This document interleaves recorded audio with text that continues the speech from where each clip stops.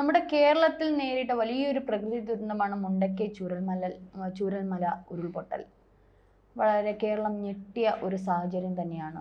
എല്ലാവരെയും ഇന്നും വേദനിപ്പിക്കുന്ന ഒരു കാര്യം തന്നെയാണ് ആ ഒരു ഉരുൾപൊട്ടൽ. ഒരു നാട് മുഴുവനും മഴവെള്ളത്തിൽ ആ ഒരു ഉരുൾപൊട്ടലിൽ ഒലിച്ചു പോവുകയായിരുന്നു. കേരളം ഒത്തുചേർന്ന് ഒറ്റ കൈയോടെ ഒരേ മനസ്സോടെ അവർക്ക് വേണ്ടുന്ന എല്ലാ കാര്യത്തിനും ഒരേ മനസ്സോടെ ജാതിഭേദമന്യേ നിന്നിരുന്നു അന്നും ഇന്നും. പക്ഷേ ഇപ്പോൾ ഒരു വർഷം തികയാണ്. ഇന്ന് മുണ്ടക്കൈ നിവാസികളെല്ലാം വലിയൊരു പ്രതിഷേധത്തിലാണ്. സഹികെട്ടാണ് തങ്ങൾ ഇതിനു വേണ്ടി ഈ ഒരു പ്രതിഷേധവുമായി ഇറങ്ങിയത് എന്നാണ് അവിടെയുള്ള നാട്ടുകാർ പറയുന്നത്. സഹികെട്ടു, ഞങ്ങൾ ഇത്രയും ഇപ്പോൾ ഒരു വർഷമാവുന്ന യാതൊരുവിധ കാര്യങ്ങളും സർക്കാരിൻ്റെ ഭാഗത്തുനിന്നും ഉണ്ടായിട്ടില്ല. പുനരധിവാസ പദ്ധതികളോ അല്ലെങ്കിൽ കുടുംബങ്ങൾക്ക് 6000 രൂപ വെച്ച് ഈ പറഞ്ഞതുപോലുള്ള വാടക ഇനം നൽകുമെന്ന് പറഞ്ഞാൽ അത് ഇപ്പോൾ പലപ്പോഴായിട്ട് മുടങ്ങിക്കിടക്കുന്നു. 3000 രൂപ അവരുടെ ചെലവുകൾക്ക് വേണ്ടിയിട്ട് ഏകദേശം 9000 രൂപയോളം ഒരു മാസം അവർക്ക് വേണ്ടി ഓരോ കുടുംബത്തിന് വേണ്ടി കൊടുക്കാമെന്നുള്ള രീതിയിൽ ഇരുന്നത്. അതിൽ നിന്നൊക്കെ സർക്കാർ ഇപ്പോൾ വ്യതിചലിച്ചിരിക്കുകയാണ്. എന്തായാലും നാട്ടുകാർ വലിയ പ്രതിഷേധത്തിലാണ്. വൈത്തിരി താലൂക്ക് ഓഫീസ് ഇപ്പോൾ ജനം വളഞ്ഞിരിക്കുകയാണ്. പ്രതിഷേധം എന്ന് പറഞ്ഞാൽ പോലെ നമുക്കറിയാം, ആ ഒരു ചൂരൽമല ദുരന്തത്തിൽ മിച്ചം വന്ന അപൂർവമായിട്ടുള്ളവരെ ഒരു കുടുംബവും സ്വത്തും തങ്ങൾ വർഷങ്ങളായി കാലാകാലങ്ങളായി സമ്പാദിച്ച ഒന്നുപോലും ഇല്ലാണ്ട്, അവരുടെ ഉടുതുണി പോലും ഇല്ലാണ്ടാണ് പലരും അവിടെ നിന്ന് ഇറങ്ങി പല ക്യാമ്പുകളിലും തങ്ങിയ രംഗങ്ങളൊക്കെ നമ്മൾ കണ്ടിട്ടുണ്ട്. ഉറ്റവരും ഉടയവരും ഒക്കെ നഷ്ടപ്പെട്ടവർ, അനാഥമായ കുഞ്ഞുങ്ങൾ, അനാഥമായവർ എല്ലാവരും, അപ്പനെയും അമ്മയും നഷ്ടപ്പെട്ടവർ അല്ലെങ്കിൽ മക്കളെ നഷ്ടപ്പെട്ടവർ, കുഞ്ഞുങ്ങളെയൊക്കെ എല്ലാം നമ്മൾ കണ്ടതാണ്. നമ്മുടെ കേരളം എന്താ പറയുക, കണ്ണീര് കൊണ്ട് നനഞ്ഞ ഒരു സംഭവമായിരുന്നു അത്. ഇന്നും അതിൻ്റെ അവശേഷിപ്പുകൾ നിലനിൽക്കുന്നുണ്ട്. ഇന്നും എല്ലാവരുടെയും മനസ്സിൽ ഒരു തീരാത്ത വേദനയായി നിൽക്കുന്ന അവരെ പോലും സർക്കാർ പരിഗണിക്കുന്നില്ല എന്നുള്ളൊരു നിലപാടിലേക്ക് എത്തിയിരിക്കുകയാണ്. നമുക്കറിയാം 542 കുടുംബങ്ങളെയാണ് പുനരധിവസിപ്പിക്കേണ്ടത്. ആദ്യത്തെ 81 കുടുംബങ്ങളുടെ ലിസ്റ്റ് എടുത്തു എന്നൊക്കെ കുറച്ച് മാസങ്ങൾക്ക് മുമ്പ് പറഞ്ഞിരുന്നു. പക്ഷെ അത് എങ്ങും എത്തിയില്ല. എന്നിട്ട് ആ ലിസ്റ്റിൽ പല വിധത്തിലുള്ള തിരിമറികളൊക്കെ നടന്നു. അതിനുവേണ്ടി ഈ അവിടുത്തെ നാട്ടുകാർ പ്രതിഷേധിച്ചിരുന്നു. മാത്രമല്ല 750 കോടി രൂപയാണ് തങ്ങൾക്ക് വേണ്ടി സർക്കാർ പിരിച്ചെടുത്തത്.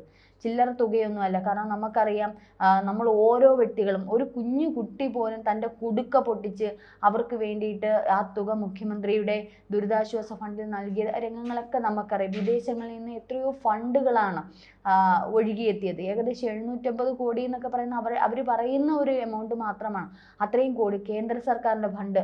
അത് മാത്രമല്ല, അല്ലാതെ ഇത്തരത്തിലുള്ള പ്രകൃതിക്ഷോഭങ്ങൾ ഉണ്ടാകുമ്പോൾ നമ്മുടെ സംസ്ഥാന സർക്കാർ അവർക്ക് ഉള്ള ഫണ്ട്. അപ്പോൾ ഇതെല്ലാം കൂടി സത്യം പറഞ്ഞാൽ ഇവർക്ക് വേണ്ടുന്ന പുനരധിവാസം ഉൾപ്പെടെയുള്ള കാര്യങ്ങൾ ചെയ്തു കൊടുക്കാമായിരുന്നു. 2 ടൗൺഷിപ്പാണ് ഈ പറഞ്ഞതുപോലെ 2 ടൗൺഷിപ്പ്, 107 ഏക്കറിൽ 2 ടൗൺഷിപ്പ് ആണ് അവർ ഉദ്ദേശിച്ചിരുന്നത്. പക്ഷേ ടൗൺഷിപ്പ് പോയിട്ട് ഇപ്പോഴും ജനങ്ങൾ അവർക്ക് നിലവിലുള്ള വാടക പോലും കിട്ടാൻ നിത്യവൃത്തിക്ക് പോലും ബുദ്ധിമുട്ടുന്ന തരത്തിലേക്ക് അവർ പോയിക്കൊണ്ടിരിക്കുകയാണ്.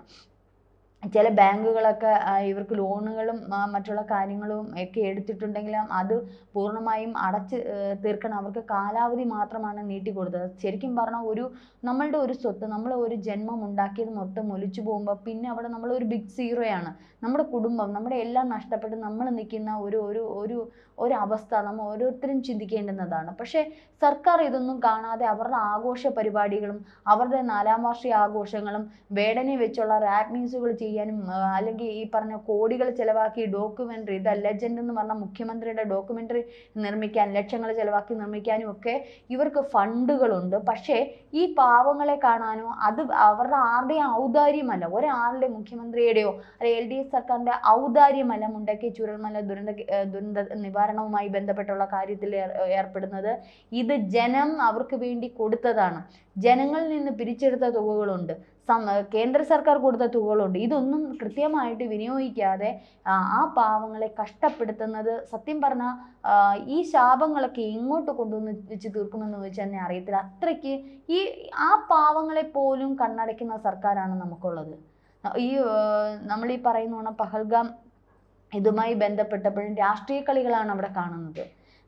നമുക്കറിയാം, ആ ഒരു പഹൽഗാം ആക്രമണത്തിൽ മരിച്ചുപോയ ഒരു മലയാളിയുണ്ട്. അന്നുപോലെ AKG സെന്ററിന്റെ ഉദ്ഘാടനവും അതുമായി ബന്ധപ്പെട്ട പരിപാടികളും ആഘോഷ പരിപാടികളും ഒക്കെ ആയിട്ട് മുഖ്യമന്ത്രിയും LDF സർക്കാരും തങ്ങളുടെ ഉയർത്തിപ്പിടിച്ചുകൊണ്ട് പോകുമ്പോൾ ഇത്തരത്തിലുള്ള കാര്യങ്ങൾക്ക് നേരെ കണ്ണടയ്ക്കുകയാണ് ചെയ്യുന്നത്. ഇനിയിപ്പോൾ ഈ ഒരു തെരഞ്ഞെടുപ്പിന്റെ അവസാന ഘട്ടം എത്തുമ്പോൾ ജനങ്ങളെ പറ്റി ഇപ്പോൾ റോഡുകൾ 60 റോഡുകൾ നിർമ്മിച്ചു എന്നൊക്കെ പറഞ്ഞു എന്തോ മുഹമ്മദ് റിയാസിന്റെ വീട്ടിൽ നിന്ന് എന്തോ കൊണ്ടുവന്ന രീതിയിലാണ് ഈ റോഡ് നിർമ്മാണം. ആര്യ രാജേന്ദ്രന്റെ വീട്ടിൽ നിന്ന് കൊണ്ടുവന്ന രീതിയിലാണ്. ഇത് കേന്ദ്ര സർക്കാരും സംസ്ഥാന സർക്കാരും നമ്മൾ ഓരോരുത്തരും കൊടുക്കുന്ന നികുതി ഫണ്ടിൽ നിന്ന് അവർ ഇതിനല്ലേ മന്ത്രിമാരെ വിനിയോഗിച്ചിരിക്കുന്നത്. ഈ കിട്ടുന്ന ടാക്സ് വേണ്ടുന്ന രീതിയിൽ വിനിയോഗിക്കാൻ വേണ്ടിയിട്ടാണ് അവർ നിയമിച്ചിരിക്കുന്നത്. അവരത് എടുക്കുന്നില്ല, അവിടെ നിന്ന് ഇങ്ങോട്ട് എടുക്കുന്നു, അതിന് വേണ്ടുന്ന കോൺട്രാക്ട് കൊടുക്കുന്നു, ഇത് ചെയ്യുന്നു. അത് അവരുടെ ഡ്യൂട്ടിയാണ്. ഇത് എവിടുന്ന് അവർ കഷ്ടപ്പെട്ട് അവർ അധ്വാനിച്ച് കൊണ്ടുവരുന്ന രീതിയിലാണ് ഇവരൊക്കെ സംസാരിക്കുന്നത്. 10 വർഷമായിട്ട് ചെയ്യാത്ത കാര്യങ്ങളാണ് ഇപ്പോൾ ഈ അവസാന നിമിഷമെങ്കിലും അവർ ചെയ്യുന്നത്. 10 വർഷം, ഓരോ 2, 3, 4 വർഷം കൂടുമ്പോൾ റോഡിന്റെ പുനരുദ്ധാരണ പ്രവർത്തനങ്ങളും മറ്റും നടത്തേണ്ടുന്ന സർക്കാരാണ്. ഇപ്പോൾ ഇതെന്തോ വലിയ കാര്യം ഞങ്ങൾ ചെയ്തു എന്നുള്ള രീതിയിൽ കേരളത്തിൽ എന്തോ വലിയ വികസനം കൊണ്ടുവന്നു. സ്മാർട്ട് സിറ്റിയൊക്കെ എന്നേ കൊണ്ടുവരേണ്ട പദ്ധതിയാണ്. 10 വർഷം അവർക്ക് കൊടുത്തിട്ട് ഇപ്പോൾ അവസാന നാളുകളിൽ അടുത്ത തെരഞ്ഞെടുപ്പുമായി ബന്ധപ്പെട്ട് ആദ്യത്തെ തെരഞ്ഞെടുപ്പിനെ രക്ഷിക്കാൻ വേണ്ടിയിട്ട് കിറ്റ് വിതരണമായിരുന്നു കോവിഡ് സമയത്ത്. അതിലെല്ലാവരും മയങ്ങി വീണു. കഴിഞ്ഞ തവണ ഇത്തരത്തിലുള്ള കാര്യങ്ങൾ അവർ പ്രയോഗിച്ചു. ഇനിയിപ്പോൾ അടുത്തത് ഇനിയുള്ള എന്തെങ്കിലുമൊക്കെ ക്ഷേമ പെൻഷൻ കൊടുക്കുക, ഇങ്ങനെയുള്ള ചില ഞൊടുക്ക് വിദ്യകൾ, ആൾക്കാരെ പറ്റിക്കാനുള്ള ഞൊടുക്ക് വിദ്യകൾ താൽക്കാലികമായിട്ട് വോട്ട് കൊണ്ടുവന്ന് കുത്തണം. ഇവർക്ക് ഈ ഒരു ഉദ്ദേശം മാത്രമേ ഉള്ളൂ. മുണ്ടയ്ക്ക് ചൂരൽമല ദുരന്ത നിവാരണത്തെ പോലെ ഇത്തരത്തിൽ എല്ലാം നഷ്ടപ്പെട്ട തൻ്റെ മക്കളെയും മരുമക്കളെയും അല്ലെങ്കിൽ അച്ഛനെയും അമ്മയും സഹോദരനെയും ഒക്കെ നഷ്ടപ്പെട്ട ആ ജനങ്ങളോട് കാണിക്കുന്ന അനീതി തന്നെയാണ് സർക്കാർ ഇപ്പോൾ ചെയ്യുന്നത്. കണ്ണടച്ച് പാല് കുടിക്കുന്ന തരത്തിൽ സർക്കാർ ഇരുന്നാൽ ഇതാരും കാണുന്നില്ല എന്നുള്ളത് മുഖ്യമന്ത്രി വിചാരിക്കേണ്ട. കാരണം അവരോട് കാണിക്കുന്ന അനീതി തന്നെയാണ്. അതിന് പ്രതിഷേധിക്കുക തന്നെ വേണം. ഒരു പക്ഷെ പ്രതിപക്ഷമായാലും BJP ആണെങ്കിൽ ഇത് മുന്നിട്ടിറങ്ങി ആ ജനങ്ങൾക്ക് വേണ്ടി മറ്റുള്ള രാഷ്ട്രീയ പാർട്ടികളും ജനങ്ങൾ ഒത്തൊരുമിച്ച് എങ്ങനെയാണോ ആ ഒരു ദുരന്തം വന്നപ്പോൾ ജനങ്ങൾ ഒത്തൊരുമിച്ചത് അതേ രീതിയിൽ ഒത്തൊരുമിച്ച് തന്നെ ഇതിന് പ്രതിഷേധിക്കണം, പ്രതികരിക്കണം. കാരണം അവർക്ക് വാങ്ങിച്ചു കൊടുക്കേണ്ടുന്ന നീതി വാങ്ങിച്ചു കൊടുക്കേണ്ട ഉത്തരവാദിത്തമുണ്ട്. ഒരു നാട് മുഴുവൻ, വയനാട് എന്നൊക്കെ പറയുന്ന കേരളത്തിൻ്റെ ഈ ഗോഡ്സ് ഓൺ കൺട്രി എന്ന് പറയുമ്പോൾ കേരളത്തിൻ്റെ ഒരു പ്രധാന കൾച്ചറും പ്രധാന ഒരു ഇടമാണ് വയനാട് എന്ന് പറയുന്നത്. അവിടെ ഉണ്ടായ ഒരു സംഭവമാണ്, ചുരൽമലയിലുണ്ടായ ഒരു സംഭവമാണ്. അപ്പോൾ അതിനെ സംരക്ഷിക്കേണ്ടുന്ന പൂർണ്ണ ഉത്തരവ് നാം ഓരോരുത്തർക്കുമുണ്ട്.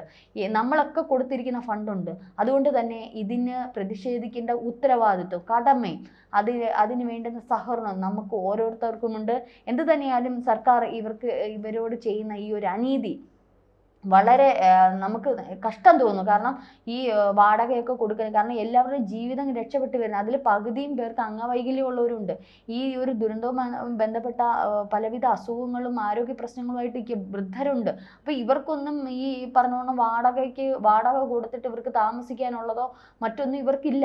അപ്പോൾ ഇതിനെല്ലാം സർക്കാർ അവരെ ഏറ്റെടുക്കേണ്ടതായിട്ടുള്ളൊരു സർക്കാരിൻ്റെ ജനമാണ്. അപ്പോൾ ആ സർക്കാർ ഏറ്റെടുക്കേണ്ടതായിട്ടുണ്ട്. കാരണം ഒരു നാട് മുഴുവനാണ് ഒലിച്ചു പോയി.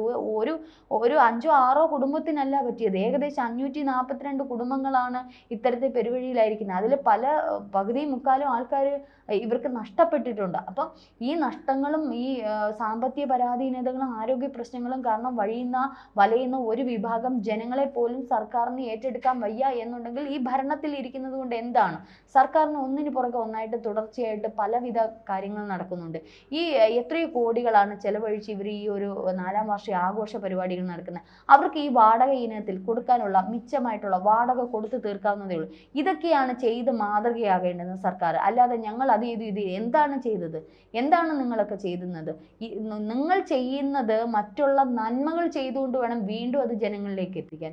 ഒരു പക്ഷേ കേന്ദ്ര സർക്കാർ അന്ന് പറഞ്ഞതുപോലെ ഒരു വർഷത്തെ ഇതിനുള്ളിൽ തന്നെ നിങ്ങൾ ചെയ്യേണ്ടുന്നതിൻ്റെ പ്ലാൻ തയ്യാറാക്കി കൊടുക്കണം, അല്ലെങ്കിൽ ഫണ്ട് കൊടുക്കില്ല എന്നുള്ളത് കൃത്യമായിട്ട് പറയും. കേന്ദ്ര സർക്കാർ എടുത്ത തീരുമാനം നല്ലതാണ്. പലപ്പോഴും കേരളത്തിലെ ഫണ്ട് അനധികൃതമായിട്ടുള്ള പല കാര്യങ്ങൾക്ക് നല്ല രീതിയിൽ വിനിയോഗിക്കുന്നില്ല. അവർക്ക് വേണ്ടുന്ന ഓഡിറ്റിങ്ങോ കാര്യങ്ങളോ കേന്ദ്ര സർക്കാരിന് കൊടുക്കുന്നില്ല.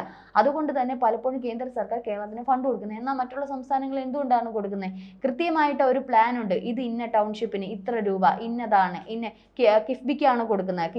കിഫ്ബിയുടെ പേരിലാണ് അവിടെ ഒരു ടൗൺഷിപ്പും കാര്യങ്ങളും ഈ പറഞ്ഞോണം പുനരധിവാസ കെട്ടിടങ്ങളും കാര്യങ്ങളും വീടുകളൊക്കെ നിർമ്മിക്കുന്നത്.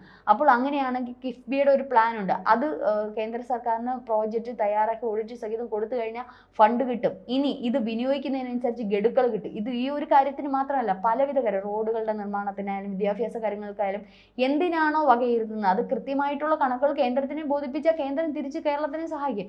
ഇത് കണക്കുകൾ പല കാര്യങ്ങൾക്കും ബോധിപ്പിക്കില്ല. ആശാ വർക്കേഴ്സിന്റെ കാര്യത്തിൽ കണക്കുകൾ ബോധിപ്പിച്ചിട്ടില്ല. കണക്കുകൾ ബോധിപ്പിക്കാതെ എങ്ങനെയാണ് കേന്ദ്രം അടുത്ത ഫണ്ട് ചേരുന്നത്? കേന്ദ്രത്തിനെ ഇട്ട് കുത്തുമ്പോൾ തിരിച്ചൊന്ന് ചിന്തിക്കുക. കേരള സർക്കാർ ചിന്തിക്കേണ്ടുന്ന പല കാര്യങ്ങളുമുണ്ട്. ഇതിനുള്ള കൃത്യമായ തെളിവ്, നമ്മളൊരു പൈസ വാങ്ങിക്കുന്നുണ്ടെങ്കിൽ അതിൻ്റെ കൃത്യമായ കാര്യങ്ങൾ അവിടെ കൊടുത്തെങ്കിൽ മാത്രമേ അടുത്ത ഇപ്പം ബാങ്കിൽ നമ്മൾ തന്നെ ഒരു ശരിക്കുള്ള ഒരു നിസ്സാരമായ ഒരു എക്സാമ്പിൾ പറഞ്ഞു കഴിഞ്ഞാൽ, ബാങ്കിൽ ഒരു ലോൺ എടുക്കുമ്പോൾ ഇത്ര മാസം കഴിഞ്ഞാൽ അതിൻ്റെ കൃത്യമായിട്ടുള്ള കാര്യങ്ങൾ കൊടുത്തു കഴിയുമ്പോൾ അടുത്ത ഗഡു കിട്ടും. അതൊരു സിസ്റ്റമാണ്. ആ സിസ്റ്റം BJP ഭരിക്കുന്നത് കൊണ്ട്, അല്ലെങ്കിൽ കേന്ദ്രം ഇന്ന രാഷ്ട്രീയ പാർട്ടിയാണ് ഞങ്ങൾക്ക് കൊടുക്കാൻ സൗകര്യമില്ല, മറ്റേ തമിഴ്നാട്ടിലെ സ്റ്റാലിൻ പറയുന്ന രീതി ഞങ്ങൾ തമിഴ്നാടങ്ങ് വേറെ രാജ്യമാക്കും എന്നുള്ള ആ ധാർഷ്ട്യമാണ് മാറ്റേണ്ടത്. നമ്മുടെ സ്വന്തം ജനങ്ങളെ എങ്ങനെ സംരക്ഷിക്കണം, മറ്റുള്ള സംസ്ഥാനങ്ങളെ അപേക്ഷിച്ച് എങ്ങനെ മുന്നേറിക്കൊണ്ടുവരണം. ഇത് കൈയിട്ട് വാരെല്ലാം പകുതി മരുമോനും അമ്മായിപ്പനും മോളും കൂടെ എടുത്ത് ഈ പറഞ്ഞതുപോലെ അവരുടെ കുടുംബവും അവരുടെ പാർട്ടിയിലുള്ള അംഗങ്ങളെ പുഷ്ടിപ്പെടുത്തുന്നതല്ലാതെ ഇങ്ങോട്ട് ഇറക്കരുത്. എന്തെങ്കിലുമൊക്കെ ഒന്ന് കാണിച്ചു കൂട്ടും, ജനങ്ങളെ കാണിക്കാൻ വേണ്ടി എന്തെങ്കിലുമൊക്കെ ഒന്ന് കാണിച്ചു കൂട്ടും. ഇപ്പോൾ തന്നെ ബേപ്പൂരിൽ ഇതിന് വേണ്ടിയിട്ട് ബേപ്പൂർ ഫെസ്റ്റ് എന്നും പറഞ്ഞുകൊണ്ട് ഒരു 2 മിനിറ്റ് വീഡിയോയ്ക്ക് ചിലവഴിക്കുന്ന 39.5 ലക്ഷം രൂപ. എവിടുത്തെ ന്യായമാണിത്? 2 മിനിറ്റ് ഇവിടെ ഈ ABC മലയാളം ഉൾപ്പെടെ ഡിജിറ്റൽ മീഡിയ ഞങ്ങളെല്ലാം വർക്ക് ചെയ്യുന്നു. ഒരു 2 മിനിറ്റ് വീഡിയോ, ഇനി മറ്റേ ഡ്രോണും എല്ലാം കൂടെ എടുത്ത്, ഇനി ഒരു കല്യാണ വീഡിയോയുടെ അത്ര എന്തായാലും ഇല്ലല്ലോ. ഇനി ഒരു കല്യാണ ഫംഗ്ഷൻ്റെ ഏറ്റവും ടോപ്പ് ലെവലിൽ നിൽക്കുന്ന ഒരു ഫോട്ടോഗ്രാഫർക്ക് കൊടുക്കുന്ന, അല്ലെങ്കിൽ സ്റ്റുഡിയോക്ക് കൊടുക്കുന്നതിൻ്റെ പേയ്മെൻറ്റ് കോമൺ സെൻസ് ഉള്ള മലയാളികൾക്കറിയാം. ഈ 2 മിനിറ്റുള്ള 4 വീഡിയോയ്ക്ക് 39.5 ലക്ഷം രൂപ സംസ്ഥാന സർക്കാർ മുഹമ്മദ് റിയാസിന് അനുവദിച്ചിട്ടുണ്ടെങ്കിൽ എന്താണ് ഇതിൽ പറയാനുള്ളത്? അതിൽ ന്യൂസ് ലെറ്ററിന് മാത്രം 13 ലക്ഷമാണ്. അപ്പം ഇങ്ങനെ ഈ 1 കോടിയാണെന്നുണ്ടെങ്കിൽ അതിൽ 50ഉം 70ഉം അങ്ങ് മുക്കും, ബാക്കി 30ന് എന്തെങ്കിലുമൊക്കെ. ഇനിയിപ്പോൾ ഈ റോഡുകൾ അടുത്ത മഴവെള്ളത്തിൽ ഒളിച്ചു പോകുമ്പോൾ അറിയാം സ്മാർട്ട് സിറ്റി എങ്ങനെ ഉണ്ടെന്ന്. ഞാൻ അതിലേക്ക് കിടക്കുന്നില്ല. പക്ഷേ ഇതൊരു രാവിലെ നമ്മൾ ഈ ഒരു വാർത്ത എന്ന് പറയുന്നത് അവരുടെ കണ്ണുനീര് നമ്മൾ ഒരിക്കൽ കണ്ടതാണ്. ഇനി അവരെ കരയിപ്പിക്കുന്ന നമ്മുടെ സംസ്ഥാന സർക്കാരിന് മാത്രം, നമ്മുടെ കേരളത്തിന്, നമ്മുടെ രാജ്യത്തിനൊക്കെ ലജ്ജിക്കേണ്ടുന്നതായിട്ടുള്ള കാര്യമാണ്. അവരെ കരയിക്കാതെ അവരുടെ കണ്ണുനീരെങ്കിലും അറ്റ്ലീസ്റ്റ് സർക്കാർ കണ്ട് എത്രയും വേഗം പുനരധിവാസം. അവർ മെൻ്റലി അവർ അനുഭവിക്കുന്ന കുറേ പ്രയാസങ്ങളും വേദനകളും ഉണ്ട്. മെൻ്റലി നമ്മൾ ഒരു കുടുംബം മുഴുവൻ നമുക്ക് നഷ്ടപ്പെടുമ്പോഴേ നമുക്കതറിയുന്നത്. നമ്മുടെ ജീവനുകൾ, നമ്മുടെ പ്രിയപ്പെട്ടവർ നമ്മളിൽ നിന്ന് പോകുമ്പോൾ ഉണ്ടാകുന്ന ആ ഒരു വേദനയിൽ നിന്നൊക്കെ അവർ മുക്തരായിട്ടില്ല. അതിനൊപ്പം തന്നെയാണ് അവരുടെ ഈ ഒരു സാമ്പത്തിക ബാധ്യത എല്ലാതും കൂടി ഒരു മനുഷ്യർക്ക് താങ്ങാവുന്നതിനപ്പുറമാണ്.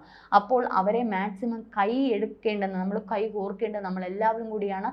അതിന് ശക്തമായിട്ടുള്ള പ്രതിഷേധം ഈ പറഞ്ഞ രാഷ്ട്രീയ ഭേദമന്യേ ഓരോ സമൂഹത്തിൽ താമസിക്കുന്ന ഓരോ വ്യക്തികളും ചെയ്യേണ്ടതായിട്ടുണ്ട്.